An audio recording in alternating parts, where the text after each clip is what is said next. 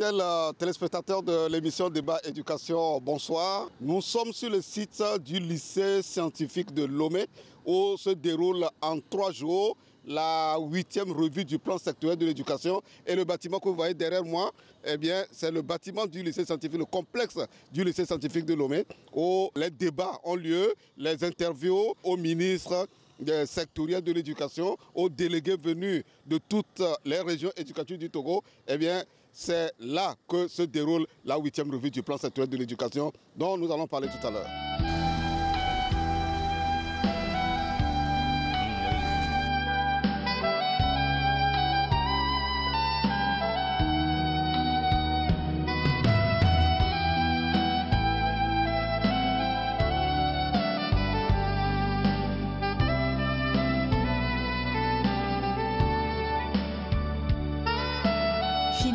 Téléspectateurs de l'émission Débat Éducation, bonsoir. Nous sommes à la 8e revue du plan sectoriel de l'éducation et nous avons délocalisé notre plateau au lycée scientifique de Lomé. Ma collègue et moi avons décidé véritablement d'imprimer une visibilité à cette 8e revue sectorielle dans la mesure où le sujet au centre donc, de cette revue a porté sur l'impact de la Covid sur l'éducation. Et Dodo, nous avons décidé de faire plusieurs entretiens. Oui, sur ce plateau de débat éducation, plusieurs acteurs vont défiler. Ils viendront expliquer notamment ce qui a été fait en 2020 et en 2021 en ce qui concerne tous les secteurs de l'éducation et des détails vous seront donnés. 4 ministères concernés par cette revue, notamment le ministère des enseignements primaires et secondaires, le ministère des enseignements techniques, le ministère de l'enseignement supérieur et le ministère de l'action sociale. Tout à fait. Et comme elle le dit, nous allons recevoir dans un premier temps les ministres. Voilà, les ministres sectoriels. À la suite des ministres sectoriels, c'est leurs techniciens qui vont rentrer dans les détails pour nous dire un peu de façon plus pratique ce qui est en train de se faire. Et naturellement, on va interviewer aussi les délégués, puisqu'il n'y a pas que les acteurs des ministères qui prennent part à cette revue. Exactement. Il y a la société civile qui prend part, les partenaires techniques et financiers, les ONG. Cette 8e revue sera très dense et donc nous allons le faire ici au lycée scientifique en plusieurs numéros. Je vous invite donc à être au rendez-vous, à ne manquer aucun rendez-vous parce que vous serez vraiment édifiés sur tout ce qui se fait au Togo, notamment en ce qui concerne le système éducatif, pour que le système éducatif soit plus performant et plus résilient face à la crise actuelle de Covid-19.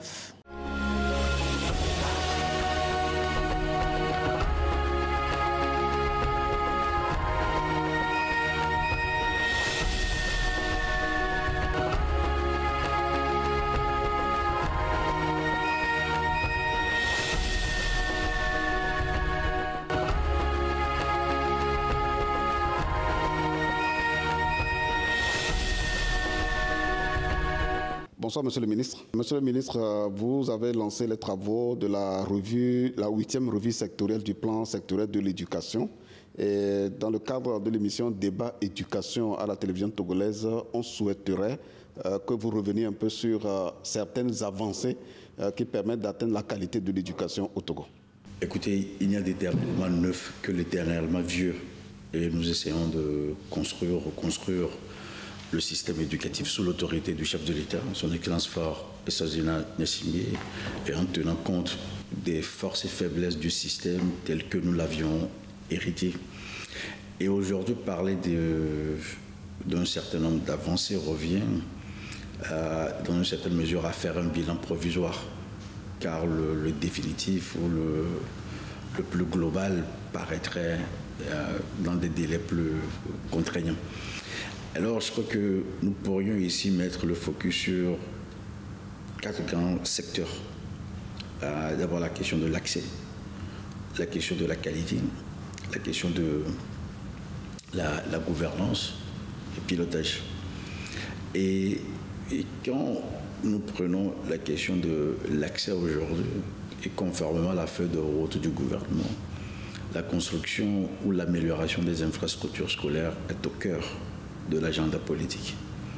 Et nous le démontrons au jour le jour qu'il y ait cette volonté manifeste d'incarner une rupture. Donc je mettrai l'accent sur la réhabilitation des salles de classe et les travaux sont toujours en cours. Et la construction de nouvelles salles de classe. Et dans les semaines à venir, nous allons gravir d'échelons à l'idée que les projets PACEP, financés par la Banque mondiale et PAREC 2, par l'Agence française de développement, nous permettront également de booster le dispositif de reconstruction et des salles de classe. Le projet de construction et de réhabilitation de 30 000 salles de classe vient soutenir le système éducatif. Le ministre professeur Komlan Doji Kokoroko des enseignements primaires, secondaires, techniques et de l'artisanat à Goubi dans Tchamba pour lancer officiellement la première phase de construction. Je suis ici heureux de porter la vision d'un homme, son Excellence Monsieur le Président de la République fort, Ssazimna Gnassingbé, et celle et la détermination d'une femme, Madame le Premier ministre, qui, de façon décisive et de façon très cohérente, porte l'éducation au cœur des priorités du gouvernement. Je crois que ce qu'on doit retenir substantiellement de la République du Togo, c'est de pouvoir dire que nous avons un président de la République, son Excellence fort. Quand il promet, il le fait. Quand il dit, il le fait. Et quand il le fait dans l'intérêt général. Alors, nous construirons les salles de classe. Nous réformerons l'école. Rien ne nous fait obstacle. Et en réussissant ce pari, ce sont nos enfants qui gagnent. Et c'est la République qui gagne. Projet pour assurer à tous une éducation équitable, c'est l'ODD 4. Faire construire des établissements scolaires qui soient adaptés aux enfants, aux personnes handicapées et aux deux sexes. Maintenant, on aura des salles sûres, des bâtiments que vraiment les enfants seront à l'aise pour étudier. Et ils auront l'engouement. Tous les enfants maintenant vont vouloir venir à l'école. Nous disons merci à Monsieur le ministre. Merci surtout au président de la République, Monsieur Faure Gnassingbé Essazzama. Les 6 régions éducatives sont concernées par ce projet ambitieux et prioritaire inscrit dans la feuille de route gouvernementale 2025. Une attention toute particulière du chef de l'État, Faure Essazzama Gnassingbé, au monde éducatif, bref, aux populations togolaises. Au niveau de la qualité, je crois que je mettrai l'accent sur une disposition phare ou une activité phare. C'est le recrutement des élèves inspecteurs et des conseillers pédagogiques, puisque sans un corps d'encadrement assez compétent et fourni, la qualité ne sera jamais au cœur du projet éducatif. Ces 345 personnels d'encadrement, dont 56 femmes, seront d'ici peu les garants de la qualité des enseignements apprentissages dans les classes des écoles, collèges et lycées du général et technique. Ils recevront une formation alternée théorique à l'Institut national des sciences de l'éducation et la pratique pédagogique et administrative sur le terrain, et ce pour 2 ans, 2021-2023. L'INSEE est l'établissement de l'Université de Lomé qui va se charger de toute l'organisation de la mise en œuvre de la formation en collaboration avec d'autres établissements de l'Université de Lomé. Les enseignements de renforcement disciplinaire se feront dans les établissements concernés. Les stages seront assurés en partenariat avec la direction des formations. La direction des formations prendra une part active dans le schéma de formation. Nous serons chargés de placer les stagiaires dans les inspections des enseignements préscolaires et primaires au niveau des directions régionales. Nous serons chargés donc du suivi et évaluation et en même temps de cadrage avec l'inspection générale de l'éducation et l'INFPP. La cérémonie de lancement officiel de cette formation du personnel d'encadrement a été ponctuée par plusieurs interventions pour remercier le chef de l'État et son gouvernement pour avoir placé la qualité de l'éducation dans les priorités de la feuille de route gouvernementale. Sur le genre, et le gouvernement fait énormément à l'idée qu'il y ait cette égalité concrète entre les filles et les garçons. Et je mettrai ici l'accent sur la suppression des frais d'inscription aux examens et surtout la gratuité des frais de scolarité. Ce sont des mesures phares, sans oublier aussi les cantines scolaires qui participent de cette revitalisation du secteur de l'éducation. Et puis sur la gouvernance, je crois aujourd'hui que nous montrons de nouveaux visages au niveau des directions régionales de l'éducation. Et la réforme des centres de formation des enseignants en porte témoignage. Je parle ici des ELI et des INES qui doivent vivre en renouveau de nature à consolider l'édifice. Bien, Monsieur le ministre, quels sont les défis de votre département, le ministère de l'enseignement primaire, secondaire, technique et de l'artisanat? Ici, je vois véritablement 3 défis se profiler à l'horizon. D'abord, la gouvernance. Il nous faut sur toute la ligne des hommes et des femmes de qualité, sans lesquels l'éducation, la qualité serait un miroir aux alouettes. Donc, la question de la gouvernance des hommes et des femmes de qualité. Il faut que le digital soit au cœur de ce que nous ferions, parce qu'il s'agit là de la prospective. Et nous devrions aujourd'hui penser l'école de 2030, de 2040 et de 2050. C'est ça aussi l'évaluation et la prospective qui doivent être au cœur de ce que nous faisons. Et en dernier lieu, si défi il y a, c'est le défi pédagogique. Il nous faut remettre de l'ordre par rapport à ce que nous enseignons à nos élèves et à ce que nous voudrions qu'ils soient et qu'ils deviennent. Voilà les 3 défis que je vois se profiler à l'horizon. Et nous sommes prêts à relever aussi ces challenges dans les années à venir. Bien, Monsieur le ministre, quelles sont vos attentes par rapport aux recommandations qui vont sortir de cette 8e revue du plan sectoriel de l'éducation? Bon, la revue telle qu'elle est organisée aujourd'hui, moi je la voudrais objective, que les mots soient mis sur les mots dont nous souffrons pour que nous puissions tirer les meilleures leçons et faire mieux demain. Et je crois qu'en termes de recommandations, elles seront plurielles, certainement. On nous parlera du financement de l'éducation et l'État ne peut plus tout faire. Il nous faut des financements innovants et j'attends ce qui sera proposé dans le cadre de cette revue sectorielle et également la problématique de la qualité de l'enseignement. Il faut que les pistes soient clairement définies et je peux vous assurer que autour de ces 2 attentes en recommandation, les modalités de financement de l'école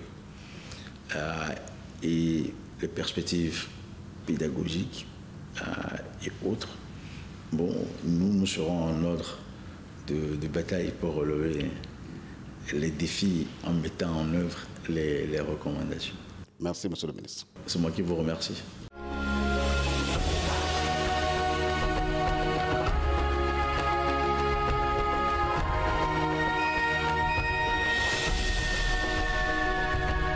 Bien, à la suite du ministre sectoriel, le ministre des enseignements primaires, secondaires, techniques, de l'artisanat, nous allons recevoir au fur et à mesure les technocrates ou bien les techniciens des ministères qui ont fait les présentations dans la salle à l'endroit des délégués. Je suis sur ce plateau avec le directeur des affaires financières du ministère des enseignements primaires, secondaires, techniques et de l'artisanat.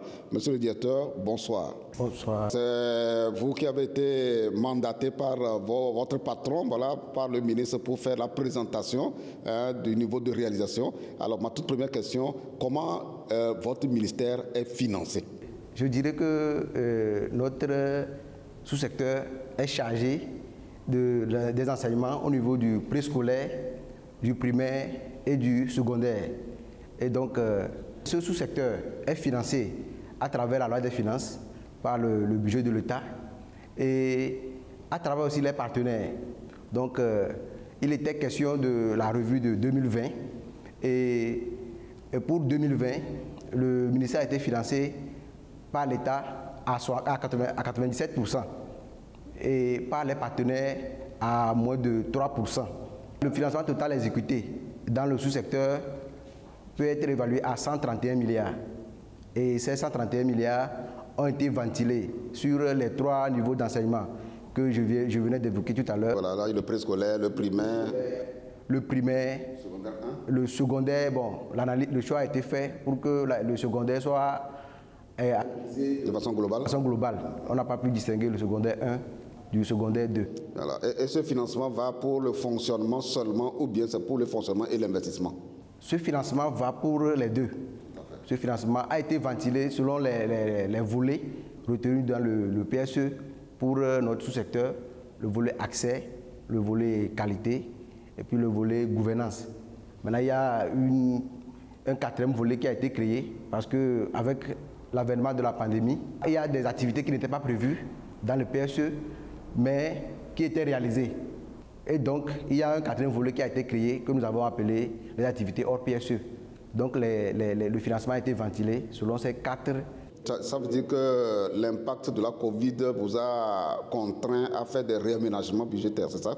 Effectivement, puisque la loi des finances qui a été votée initialement a été révisée en cours d'exécution pour pouvoir prendre en compte les financements qui ont été donnés pour pouvoir faire face à la pandémie de Covid-19. Suite à votre présentation dans la salle à l'endroit des délégués, je crois que certaines questions ou certaines préoccupations ont été soulevées. Effectivement, vous savez, l'enseignement, c'est quelque chose qui intéresse tout le monde. C'est une affaire de tous. Et ça a fait que notre présentation a suscité beaucoup de questionnements. Il y a eu beaucoup de contributions, bien sûr, mais il y a certaines préoccupations allant dans le sens où il était question de savoir pourquoi est-ce que les familles dépensaient beaucoup pour supporter le coût scolaire de leurs enfants. Le coût scolaire de leurs enfants. Alors que l'État injecte des milliards, des centaines de milliards. Et donc, il y a aussi des préoccupations de l'heure. Des préoccupations qui concernent la gratuité des frais scolaires dans le secondaire pour savoir comment est-ce que les établissements vont fonctionner. Donc, à ces préoccupations, il y a des réponses qui ont été données. Et effectivement, par rapport à la première préoccupation, les dépenses des familles, il faut dire que oui, nous avons répondu en disant que l'État en est conscient et c'est pour cela même que la gratuité au niveau du secondaire a été décrétée. Et donc, c'est pour soulager un tant soit peu les dépenses que les familles font. Aujourd'hui, ce qui reste et que les parents saignent à faire, c'est le paiement des EV.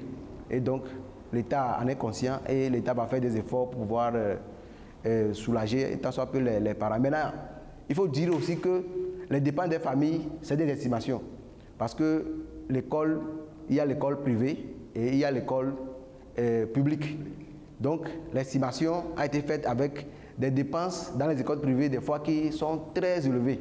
Ce qui fait que les dépenses des familles peuvent être très élevées quand on fait l'analyse telle que c'est fait dans le RISEN. Maintenant, par rapport à la gratuité des frais scolaires dans le secondaire qui a été décrétée, et par rapport à cette gratuité, est-ce que vous avez partagé rappelé, je veux dire, aux délégués tous les efforts qui ont été faits par l'État? Par exemple, la gratuité des frais d'examen, la gratuité de l'écolage, c'est vraiment beaucoup de milliards quand même que l'État a donné gratuitement aux parents. Effectivement, on a rappelé, même par rapport à la première préoccupation qui est... Sans oublier School Assure qui supporte la santé scolaire des enfants. Bien sûr, on a rappelé tout ça, on a rappelé tous ces efforts de l'État. Et la préoccupation majeure, c'était comment est-ce que les écoles et les établissements allaient fonctionner suite à l'annulation des frais d'écolage au collège. Et là, il a été rappelé que l'État fait des efforts. Il y a une dotation compensatoire qui a été donnée par l'État pour pouvoir compenser le manque à gagner que les établissements perdent. Mais cette dotation, elle est déjà disponible au niveau des établissements ou bien c'est en cours? Bien sûr, les tiers sont déjà disponibles dans les établissements. Dans les établissements. Il reste donc 2 tiers alors? Tiers, parce que c'était au cours de l'année 2021 que cette décision a été prise. Donc, il fallait réviser la loi des finances. Quand la loi des finances a été révisée, les 1 tiers ont été positionnés. Maintenant, avec le budget 2022, les 2 tiers sont aussi positionnés et seront incessamment qu'on voit dans les établissements. Alors donc, fidèles téléspectateurs, nous demandons donc aux chefs d'établissement de prendre leur mal en patience. Oui, nous savons que ce n'est pas aisé. Oui, nous savons que ce n'est pas aisé, mais prendre leur mal en patience et les choses vont rentrer dans l'ordre. Alors, monsieur le directeur, vous continuez. Les questions techniques aussi ont été posées et à ces questions techniques, des réponses ont été données.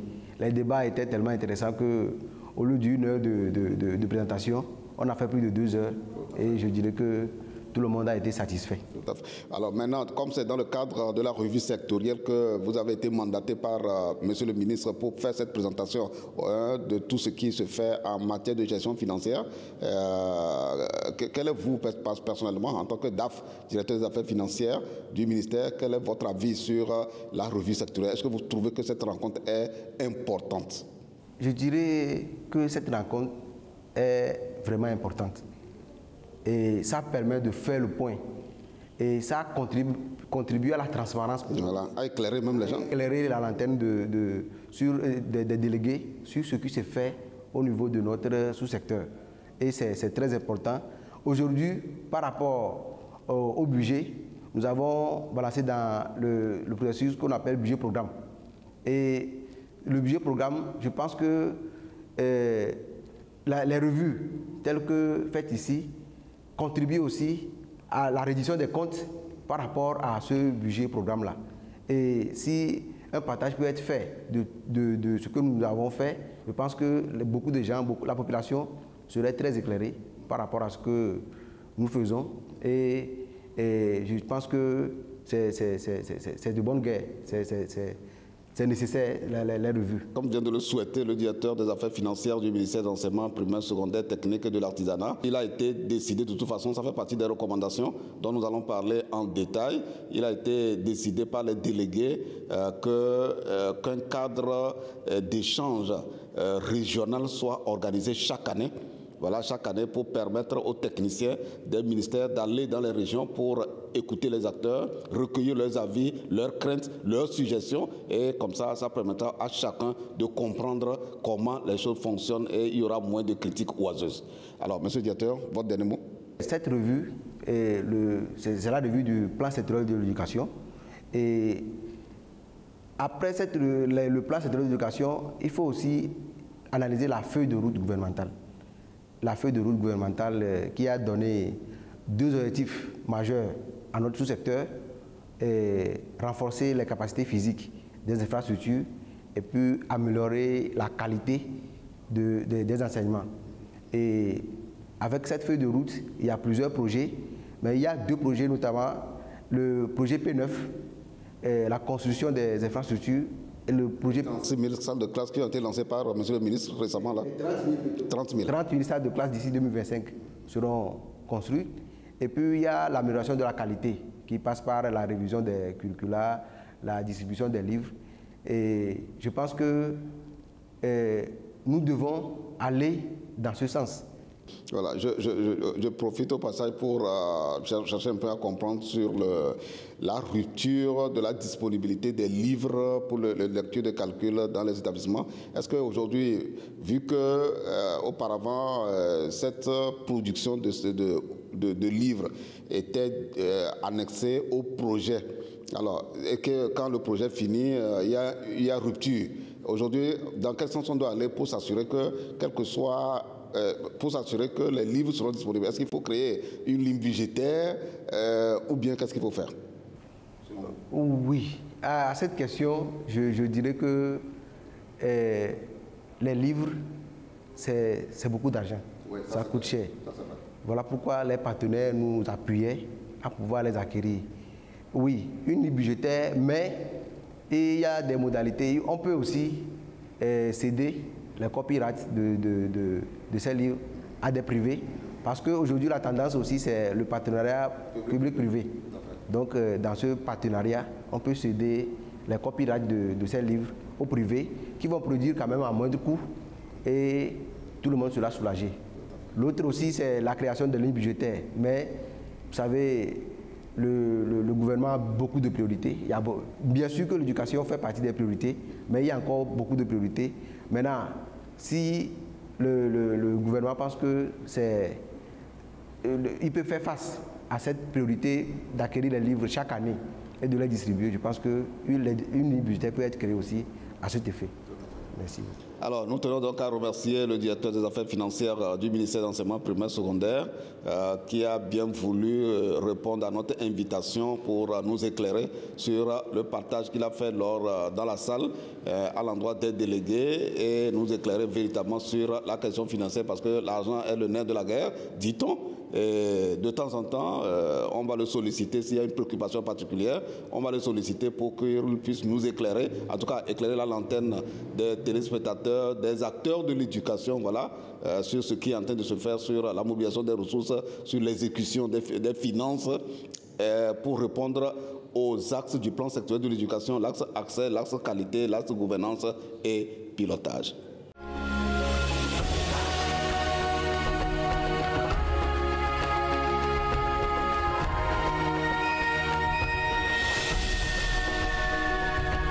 Dans le cadre de cette 8e revue du plan sectoriel de l'éducation, nous allons recevoir tour à tour les directeurs régionaux de l'éducation pour nous dire un peu la situation éducative dans leur région, les défis qu'ils relèvent au jour le jour. Vous n'êtes pas sans savoir que ce document de politique qui est le plan sectoriel de l'éducation est décliné en plan régional de l'éducation.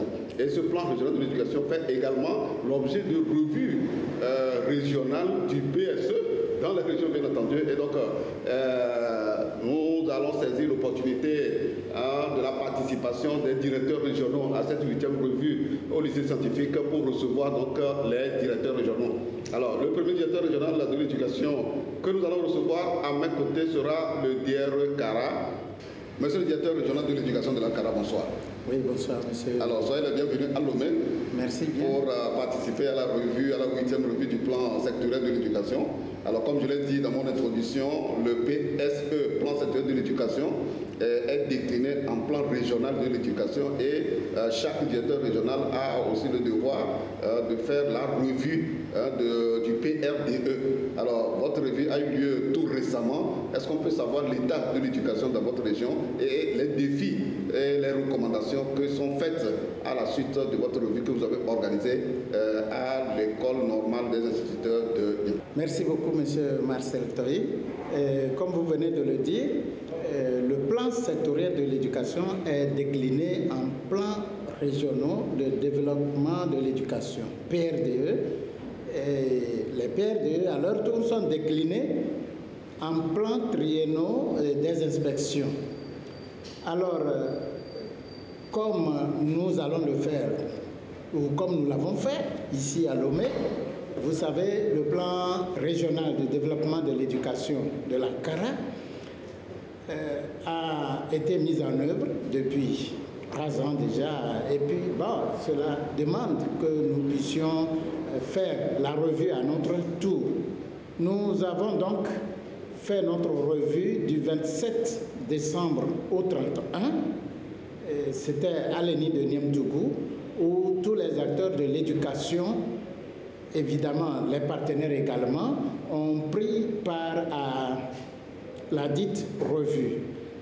Ce que nous avons pu faire, c'est d'abord de revoir, de faire le bilan des activités au plan triennal. Donc il faut faire la revue du PRDE, des PTI, et puis essayer de voir comment nous allons déployer nos énergies pour l'année qui vient de commencer. Donc nous avons élaboré les PTA pour le compte de l'année 2022. Vous savez, l'éducation dans la région de la Kara a connu les mêmes effets de la pandémie à coronavirus, comme l'éducation au plan national et même international. Nous avons subi des revers avec les diminutions des effectifs, surtout des effectifs filles. Nous avons connu, même si les choses se sont bien passées, l'année 2020 où les établissements ont été fermés et après tout réouverts avec un accompagnement particulier des élèves, le suivi pour les conduire aux examens. Ça a donné du bon résultat. disons quand même que l'année dernière, les résultats n'ont pas été très bien comme l'année 2020. Mais reconnaissons quand même que ce n'était pas catastrophique. C'est de bons résultats, mais c'est parce que nous les comparons avec les résultats de 2020 que nous estimons que ce n'était pas vraiment ça. Mais c'est des résultats au-delà de 70% de taux de réussite. Et notre objectif, c'est d'aller à 100% à tous les niveaux. Donc à partir du moment où les résultats ne seront pas à 100%, nous ne serons pas satisfaits. C'est pourquoi nous avons voulu vraiment mettre le focus sur certaines inspections qui n'ont pas pu produire les performances telles que nous l'avons vu, et surtout en matière de qualité. C'est-à-dire que l'encadrement, le suivi pédagogique, ça n'a pas très bien marché. C'est vrai que nous avons manqué d'inspecteurs et autres, mais nous nous disons que cette année, nous avons ciblé un certain nombre d'inspections où nous allons focaliser notre énergie dans le suivi, l'accompagnement, pour nous permettre d'évoluer un peu plus dans les indicateurs, au niveau des indicateurs. Donc, disons que ce que nous avons voulu faire, cette fois-ci, nous avons pu quand même constater que les inspections sont en train de s'approprier progressivement la planification. Donc, nous voulons renforcer le suivi et l'évaluation cette année ou dans les 3 années à venir. Donc, nous avons décidé, même spécialement cette année, peut-être de courant avril-mai, d'organiser une revue à mi-parcours pour essayer de réajuster certaines choses parce que depuis 3 ans, nous n'avons pas pu constater qu'il fallait programmer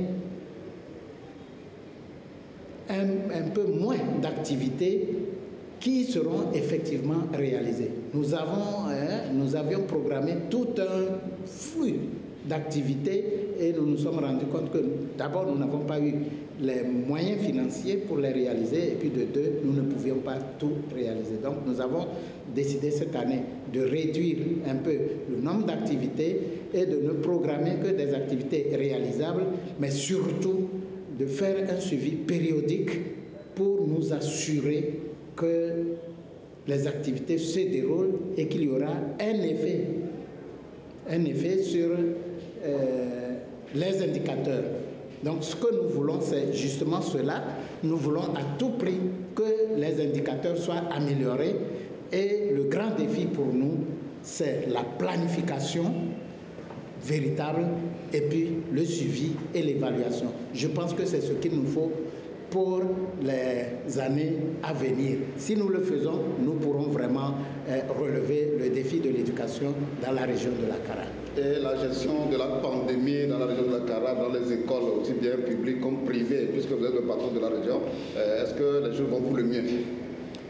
Disons qu'au plan de la gestion de la pandémie, la région de la Kara ne se plaint pas trop, mais disons aussi qu'il y a des défis à relever à ces niveaux-là, parce que, vous savez, nous sommes actuellement en saison sèche, il y a des localités où il n'y a pas d'eau, il y a peut-être des dispositifs de lave-mains qui sont en panne, il faut les réparer, il faut chercher de l'eau, du savon, du gel et autres, mais disons que tout est en train de rentrer dans l'ordre parce que nous sommes en train de réceptionner progressivement des dispositifs de lave-mains qui nous sont gracieusement offerts par le ministère. Et donc, au fur et à mesure que ces dispositifs de lave-mains sont prêts, la Chambre régionale des métiers nous les livre et nous les mettons à la disposition des établissements scolaires.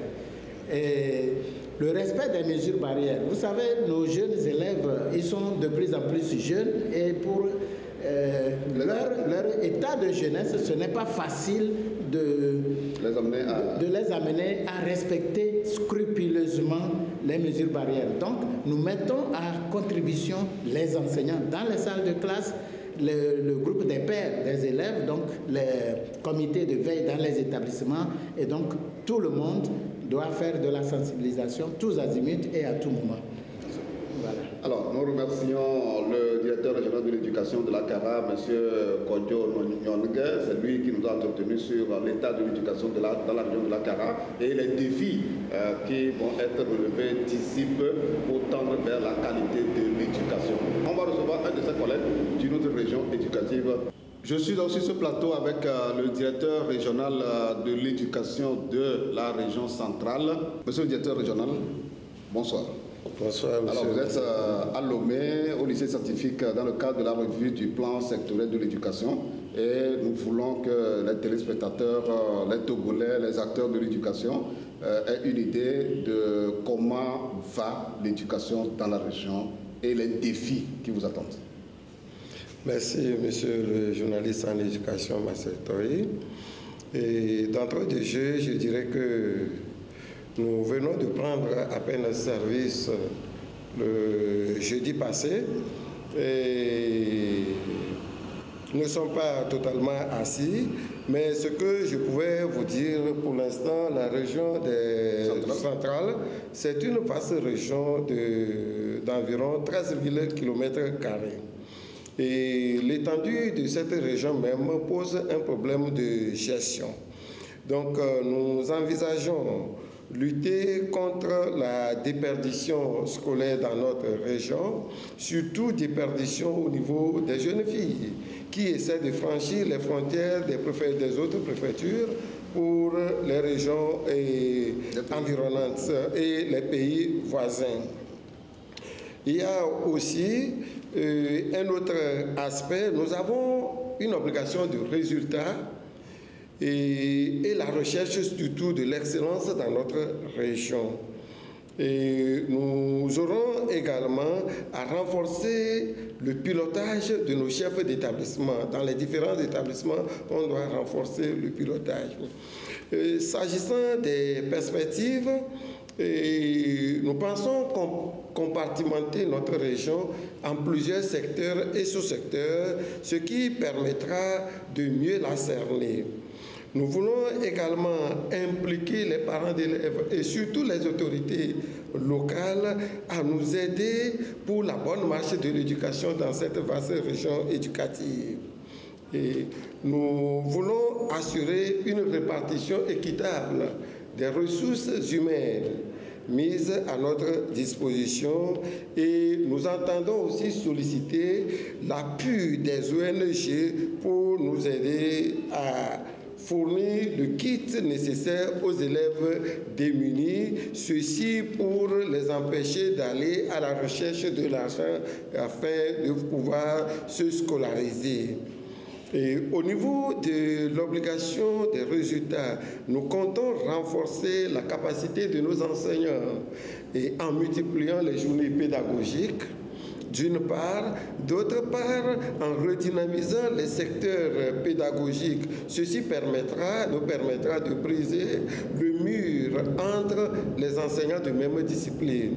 Nous voulons solliciter l'appui des cadres du milieu, notamment les jeunes femmes cadres du milieu, pour nous venir en aide en sensibilisant les jeunes filles sur l'importance de la scolarisation des jeunes filles, ce qui pouvait leur permettre aussi d'imaginer que d'un jour à l'autre, elles peuvent aussi devenir ces femmes-là.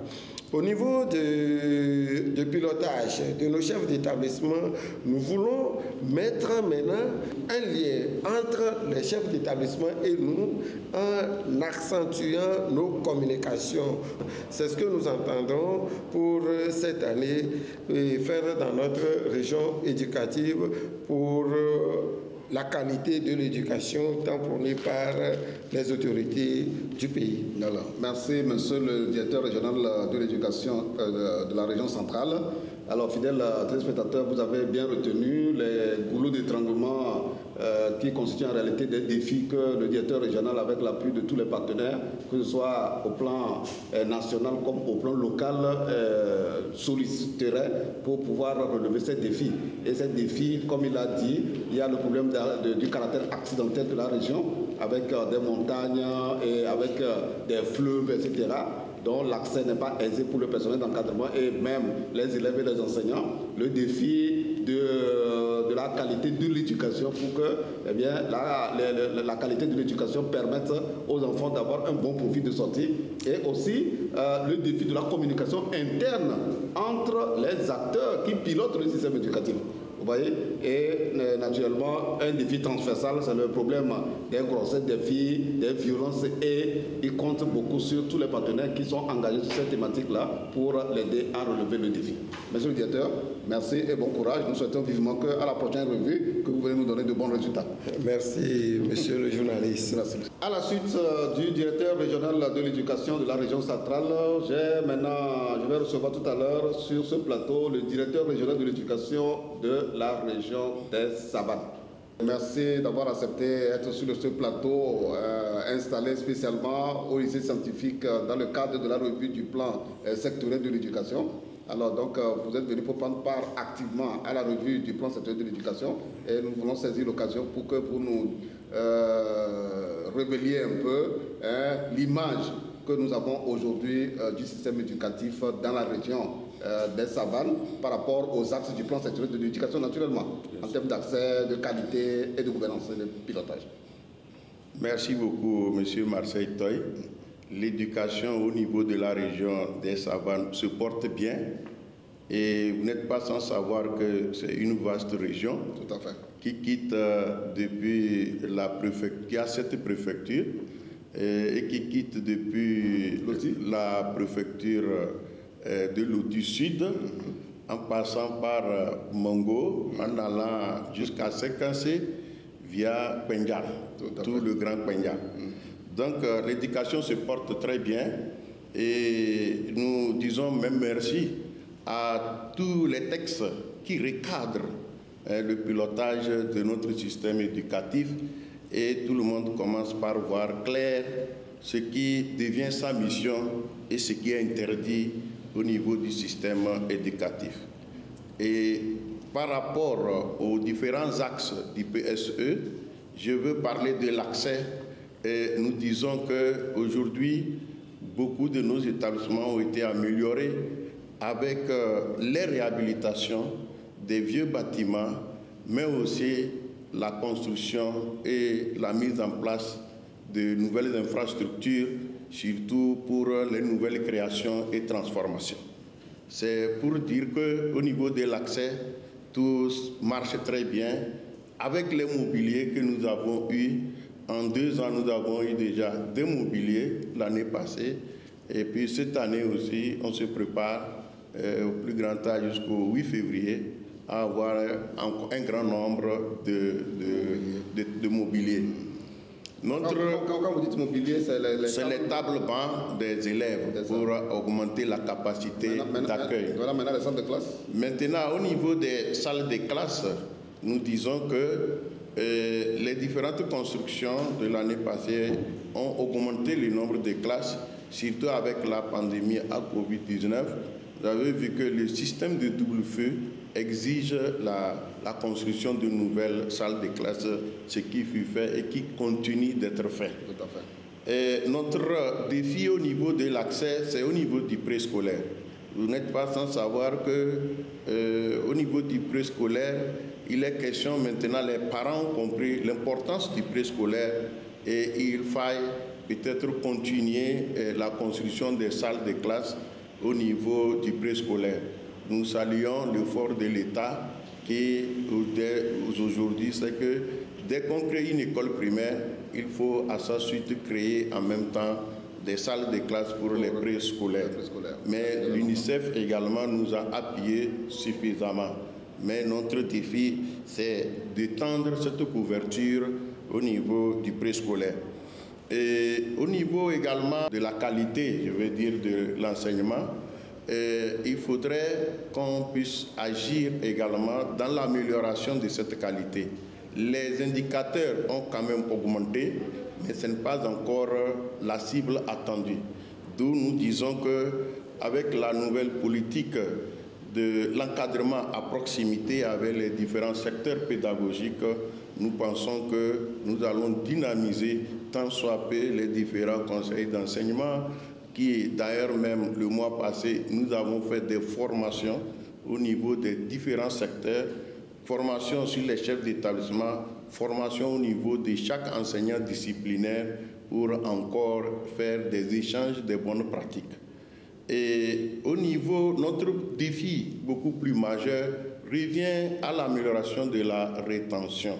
Parce que rétention surtout des jeunes filles. Là, nous avons un grand défi. Donc, il y a beaucoup de déperditions. Il y a beaucoup de déperditions. Et comment faire? Et là, nous disons que c'est une lutte commune entre le monde scolaire, mais aussi entre les communautés. Je veux parler des parents. Il y a beaucoup de pesanteurs socioculturels qu'il faut vaincre et prôner l'engagement parental pour un encadrement de proximité de l'élève pour pouvoir aller. Nous disons également qu'il y a encore des poches de résistance par rapport à la scolarisation de la jeune fille et que ces poches doivent être identifiées pour que des sensibilisations puissent être menées afin d'améliorer la scolarité de la jeune fille. Et vous n'êtes pas sans savoir que la lutte contre la violence en milieu scolaire est une lutte quotidienne.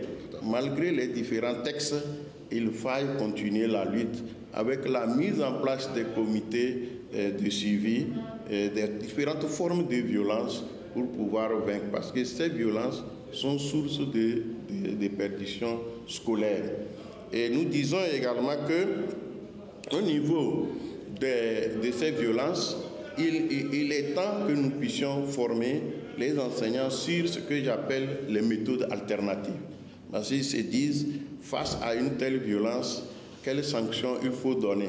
Il faut inclure une sanction, bien sûr, mais une sanction qui respecte, qui est en relation avec la faute commise, une sanction qui doit être raisonnable, mais qui doit tenir compte de la dignité, du respect de la dignité de l'enfant. Voilà, monsieur le directeur, votre région est bénéficiaire d'une initiative de l'État qui consiste à donner l'opportunité des formations pratiques. Vous parlez de l'IFAD de Barkwasi.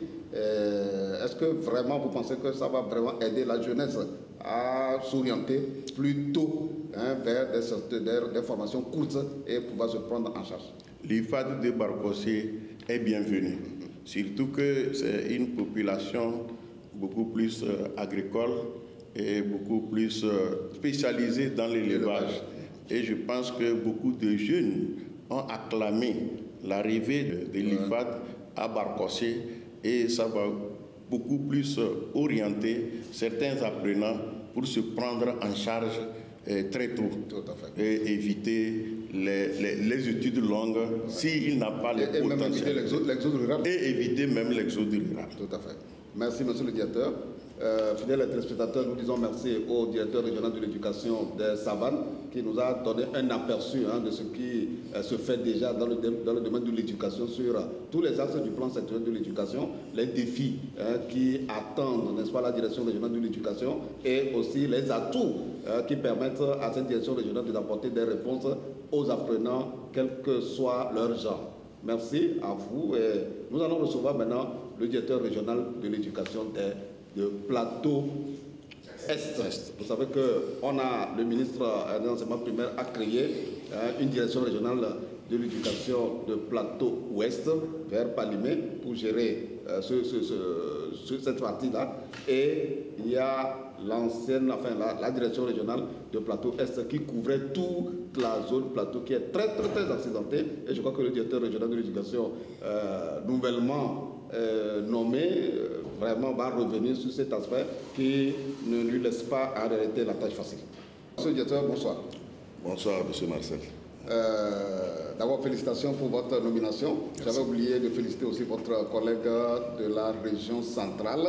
Merci. Voilà, mais il est à l'écoute, puisque il sait que cette émission est en train d'être diffusée, donc il est à l'écoute et il sait que je me suis rattrapé. Voilà. Et la région des Plateaux, vous venez de prendre fonction et vous avez déjà une idée de ce qui vous attend en termes d'accès, en termes de qualité, de pilotage de gouvernement. Je viens de prendre service le vendredi passé et vous-même vous l'avez dit, je viens d'avoir un héritage. La grande région des Plateaux est subdivisée en deux. Il y a la région Plateau Est et celle de Plateau Ouest. Moi, j'ai la charge de la région Plateau Est qui compte 6 préfectures, qui s'étend sur 6 préfectures.